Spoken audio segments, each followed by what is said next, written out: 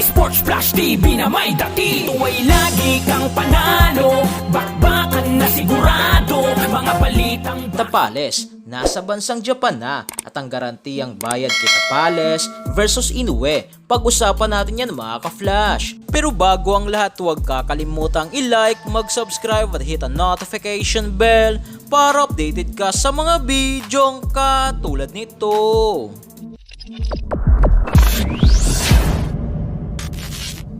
Ilang araw na lang nga po mga ka-flash ang natitira at magaganap na ang bakbakan sa pagitan ni Unified WBO, WBC Super Bantamweight Champion na Oya the Monster Inoue kontra sa ating pambato na si WBA, IBF, Super Bantamweight Champion Marlon the Nightmare Tapales na paglalabanan nila dito ang apat na titulo na WBA, WBC, WBO at IBF na gaganapin sa December 26, 2023 sa bansang Japan.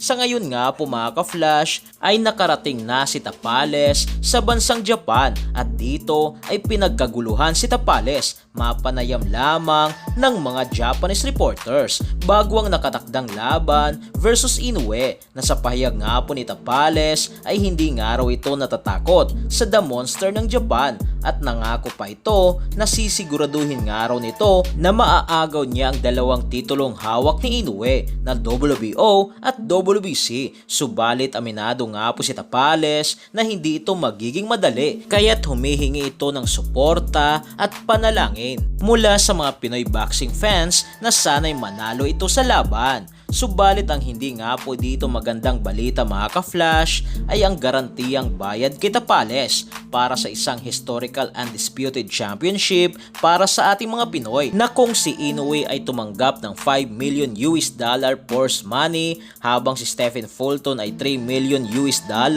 sa kanilang naging unification ng titulo. Ngayon naman para kay Marlon Tapales ay may garantiyang bayad nga lang ito na $200,000 lamang na kung sa peso mga ka-flash ay mahigit 11.1 million pesos lamang na sobrang layo o maliit sa naging laban ni Inoue versus Fulton na isa lamang unification ng dalawang titulo na talagang masasabi nating binarat itong si Tapales.